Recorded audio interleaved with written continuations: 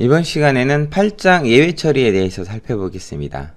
이 장은 총 6개의 절로 이루어집니다. 예외 처리 개념이 1절, 2절과 3절은 try, except, 그리고 raise. 4절은 객체 지향 프로그래밍에서 볼 수 있는 추상 클래스라는 개념이 있는데요. 파이썬은 추상 클래스를 지정하기 위한 키워드는 따로 없어요. 대신에 raise 이용해서 추상 클래스에 비슷한 흉내를 내는 거 보겠습니다. 5절은 사용자 정의 예외, 6절은 정의 작업에 관련된 내용이에요. 먼저 1절 예외 처리의 개념에 대해서 살펴보겠습니다. 예외는요, exception이라고 부르죠. 실행 중에 발견된 오류들이죠.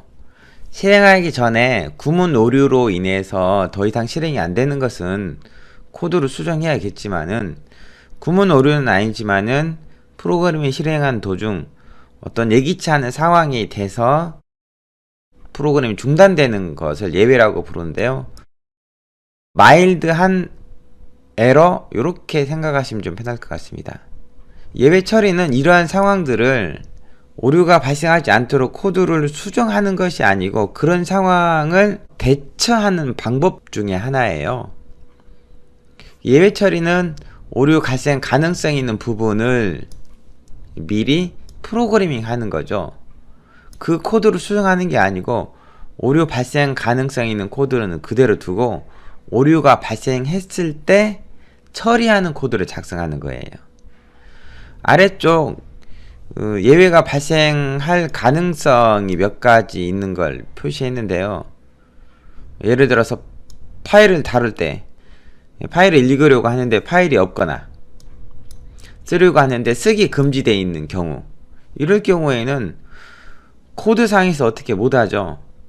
그럴 때 예외가 발생하고 그런 상황엔 어떻게 처리하라 라고 예외 처리 구문을 작성해 주는 거죠. 데이터베이스 접속하는 프로그램 만드는데 제약 조건 등에 의해서 또는 데이터베이스 서버 오류 등에 의해서 발생할 수도 있고요. 네트워크 프로그래밍 하는데 네트워크가 잠깐 연결이 안 돼요. 그렇다고 해서 프로그램이 죽어버리면 안 되겠죠. 이럴 때 발생하는 오류. 아니면 리스트나 튜플 이런 게에서 인덱스를 벗어난 참조를 했을 때 오류. 이거 외에도 숫자 계산해서 0으로 나누려고 할 때 발생한 오류.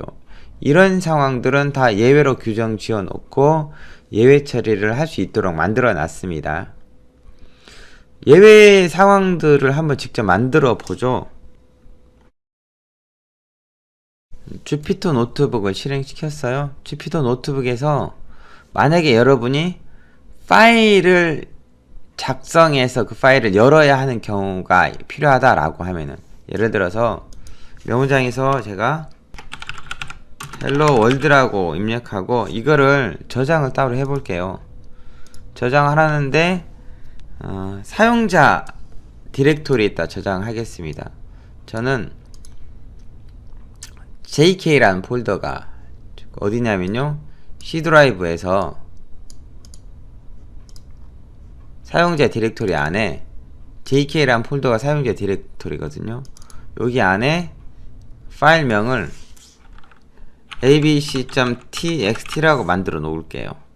이렇게 만들어 놓고, 참고로 여기 인코딩 방식은 UTF-8로 되어 있죠. 한글을 포함할 수도 있다는 거예요. 이렇게 만들어 놓고 저장을 할게요. 이 파일을 열려면은 파일 객체라는 걸 생성해야 되는데요.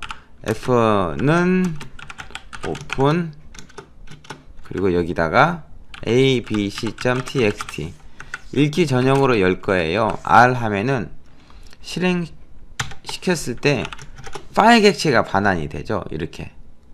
그런데 만약에 파일명을 잘못 입력한다고 가정해봐요. F는 오픈, 실수로 abcd.txt라고 입력한 거예요.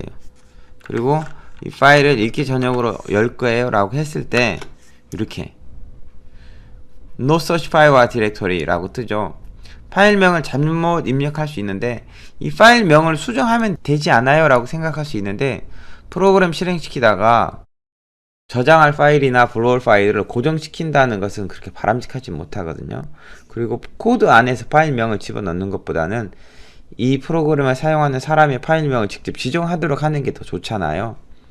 그래서 이 파일명이 없을 때 발생하는 오류는 어떻게든 대처를 해 나가야 된다는 거죠. 또 있습니다. 두 수를 입력받아서 나눈 결과를 출력하고 싶어요. 아니면은 한 수를 입력받아서 10을 그 숫자로 나눈 결과를 출력하고 싶어요. 예를 들어서 제가 num 값을 하나 받아드리겠습니다.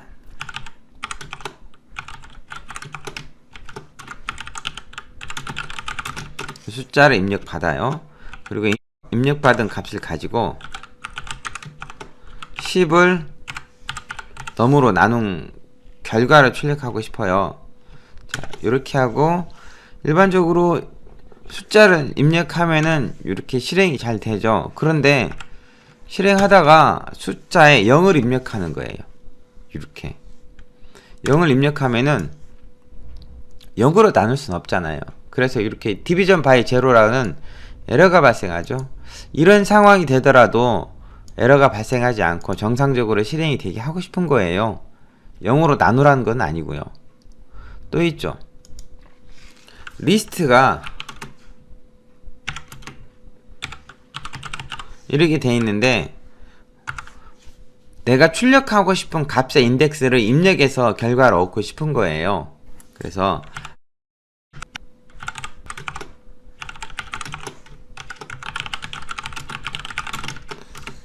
이렇게 인덱스를 입력받고 A에 i번치 값을 출력하도록 코드를 작성했다면은 인덱스를 이 경우에는 0이나 1이나 2 입력하면은 값이 잘 출력이 되는데 만약에 0이나 1이나 2가 아닌 다른 값을 입력하면은 이렇게 에러가 발생하죠. 이런 식으로 인덱스를 벗어난 참조 오류 요런 상황.